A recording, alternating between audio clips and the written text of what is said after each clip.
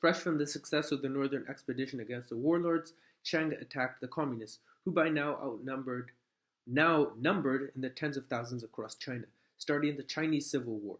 Cheng ignored the orders of the Wuhan-based government and marched on Shanghai, a city controlled by communist militias. As the communists awaited Cheng's arrival, he loosed the White Terror, massacring 5,000 with the aid of the Green Gang. Was that like some group of environmentalists? Anyways, in Beijing, 19 leading communists were killed by Cheng Suolin. That May, tens of thousands of communists and those suspected of being communists were killed, and the Communist Party of China lost around 15,000 of its 25,000 members. So let's all take a moment of silence to remember these poor, innocent. Nah, I'm just kidding. The Communist Party of China founded the Workers' and Peasants' Red Army of China, better known as just the Red Army, to battle Cheng. A battalion led by General Chu Te was ordered to take Nanchang on August 1st, 1927, in what became known as the Nanchang Uprising. They were initially successful, but were forced into retreat after 5 days, marching south to Shantou, and from there they were driven into the wilderness of Fujian. Mao was appointed commander-in-chief of the Red Army and led 4 regiments against Changsha in the Autumn Harvest Uprising, in the hope of sparking peasant uprisings across Hunan. Mao's army made it to Changsha but could not take it. By September 15th, he accepted defeat and with 1,000 survivors marched east to the Jinggang Mountains of Changxi. The Communist Party of China Central Committee, hiding in Shanghai, expelled Mao from their ranks and from the Hunan Provincial Committee as punishment for his military opportunism, for his focus on rural activity, and for being too nice to enemies. Okay, Mao's response was to ignore them. He established a base in Jinggangshan City, an area of the Jinggang Mountains, where he united 5 villages and supported confiscation of land from rich landlords who were re-educated and sometimes, well, actually often, executed. In spring 1928, the Central Committee ordered Mao's troops to attack southern Hunan, hoping to spark peasant uprisings. They reached Hunan, where they were attacked by the Chinese and fled after heavy losses. Meanwhile, Chinese troops had invaded Jinggangshan, leaving them without a base. Wandering the countryside, Mao's forces came across a communist regiment led by General Chu Te and Lin Piao. They united and tried to retake Jinggangshan.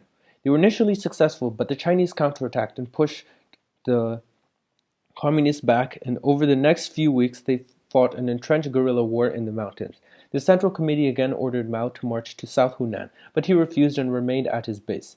Mao's troops fended the Chinese off for 25 days while he left the camp at night to find reinforcements. He reunited with the decimated Chu's army, and together they returned to Jinggangshan and retook the base. There, they were joined by defecting Chinese regiment and Peng Tuhuai's 5th Red Army.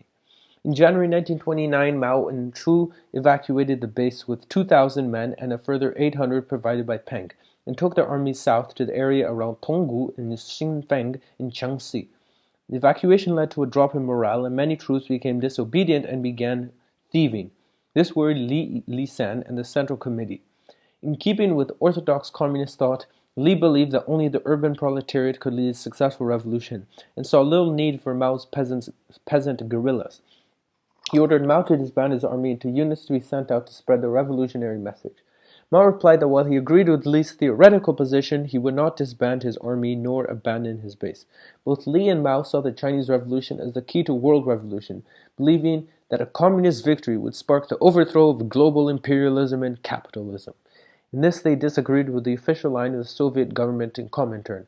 Officials in Moscow desired greater control over the Communist Party of China and removed Li from power by calling him to the Soviet Union.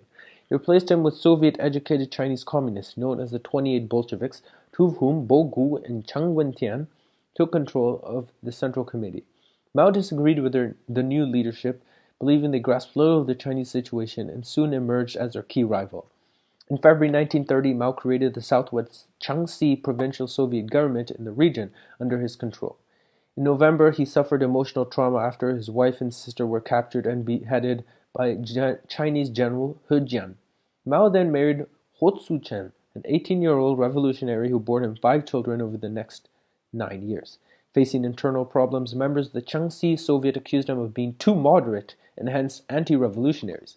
In December, they tried to overthrow him, resulting in the Futian incidents, during which Mao's loyalists tortured many and executed between 2,000 and 3,000 dissenters. The Communist Party of China's Central Committee moved to Shaanxi, which it saw as a secure area. In November, it proclaimed Shaanxi to be the Chinese Soviet Republic, an independent communist country. Although he was proclaimed chairman of the Council of People's Commissars and chairman of the Central Executive Committee of the Chinese Soviet Republic, yeah, try saying that 50 times. Mao's power was diminished as his control of the Red Army was allocated to Chu Enlai. Meanwhile, Mao recovered from tuberculosis. The Chinese armies adopted a policy of encirclement and annihilation of the Chinese Soviet armies. Outnumbered, Mao responded with guerrilla tactics influenced by the works of ancient military strategists like Sun Tzu. But Chu and the new leadership followed a policy of open confrontation and conventional warfare. In doing so, the Chinese Soviet army successfully defeated the first and second encirclements. Angered at his army's failures, Chiang Chih-si personally arrived to lead the operation. He too faced setbacks and retreated to deal with the further Japanese incursions into China. As a result of China's change of focus against Japanese expansionism, the Chinese Soviet army was able to expand its area of control, eventually encompassing a population of 3 million. Chiang viewed the Chinese Soviets as a greater threat than the Japanese and returned to Shaanxi, almost like he could predict the future, where he initiated the Fifth Encirclement Campaign, which involved the construction of a concrete and barbed wire wall of fire around the Chinese Soviet Republic. Interesting, they've had this firewall idea for a long time in China. And this was accompanied by aerial bombardment, to which Chu's tactics proved ineffective. Trapped inside, morale among the Chinese Soviet army dropped as food and medicine became scarce.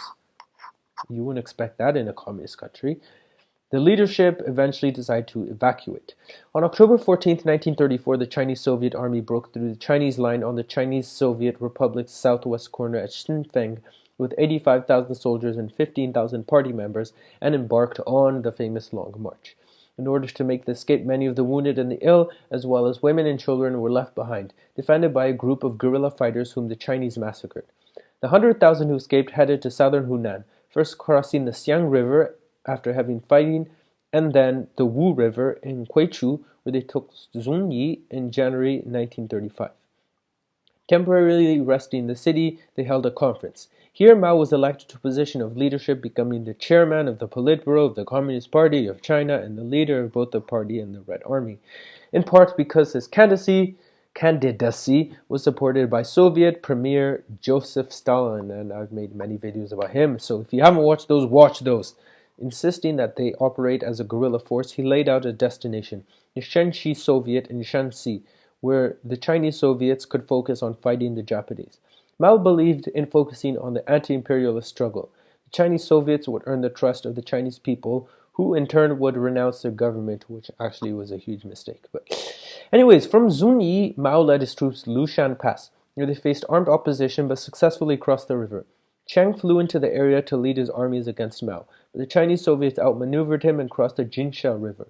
Faced with the more difficult task of crossing the Tatu River, they managed it by fighting a battle over the Luding Bridge in May, taking Luding. Marching through the mountain ranges around Ma'anshan in Mukong, western Sichuan, they encountered the 50,000-strong Chinese Soviet Fourth Army of Chang Pu-tao, and together proceeded to Mao'erkai and then Kansu. Chiang and Mao disagreed over what to do, with Mao wanting to proceed to Shanxi, while Chiang wanted to retreat east to Tibet or Sikkim, far from the Chinese threat. It was agreed that they would go their separate ways, with Chu Te joining Chiang. Mao's forces proceeded north through hundreds of kilometers of grasslands, an area of quagmire where they were attacked by Manchu tribesmen and where many soldiers succumbed to famine and disease. Finally reaching Shanxi, they fought off both the Chinese and an Islamic cavalry militia before crossing the Min Mountains and Mount Liupan and reaching the Shenxi Soviet, with only 7,000 to 8,000 having survived. The Long March cemented Mao's status as the dominant figure in the party, kind of because he killed everyone else. But anyways, in November 1935, he was named chairman of the Military Commission. Good job.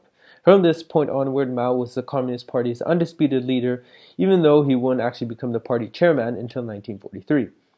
Now, Mao's troops arrived at the Yan'an Soviet during October 1935 and settled in Pao'an until spring 1936. Mao now commanded 15,000 soldiers, boosted by the arrival of He Long's men from Hunan and the armies of Chu Te and Chang Kuo-tao, who had returned from Tibet. In February 1936, they established the Northwest Anti-Japanese Red Army University in Yan'an, through which they trained an increasing number of new recruits. In January 1937, they began the anti-Japanese expedition that sent a group of guerrilla fighters into Japanese-controlled territory to undertake sporadic attacks. On the long march, Mao's wife, Hotsu Chen, had been injured by a shrapnel wound to the head. She traveled to Moscow for medical treatment, so Mao, being the good husband that he was, proceeded to divorce her and marry an actress, Chiang Ching. Like, can you get more Chinese than that?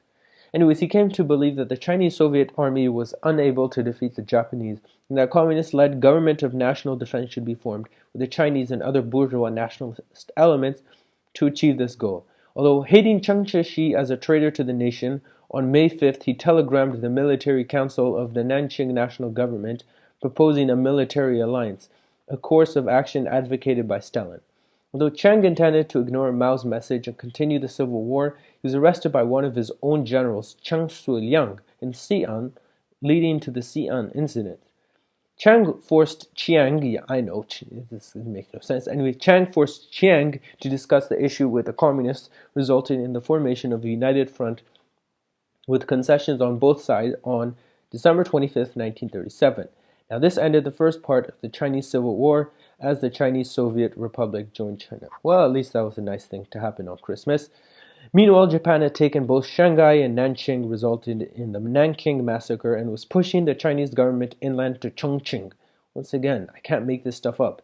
Japan's brutality led to increasing numbers of Chinese joining the fight, and the Red Army grew from 50,000 to 500,000. The Red Army formed the new Fourth Army and the Eighth Route Army, which were nominally under the command of Chiang's National Revolutionary Army. In August 1940, the Red Army initiated the Hundred Regiments campaign, in which 400,000 troops attacked the Japanese simultaneously in 5 provinces.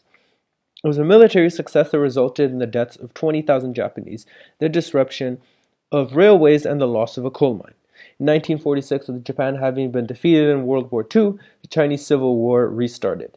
To enhance the Red Army's military operations, Mao, the chairman of the Communist Party of China, named his close associate General Chu Te to be its commander-in-chief. In 1948, under direct orders from Mao, the Red Army starved out the Kuomintang forces occupying the city of Changchun. At least 160,000 civilians died during the siege, which lasted from June until October. On January 21, 1949, Kuomintang forces suffered great losses in decisive battles against Mao's forces. In the early morning of December 10, 1949, Red Army troops laid siege to Chongqing and Chengdu on mainland China, and Chiang Kai-shek fled from the mainland to Formosa, now Taiwan, basically ending the Chinese Civil War.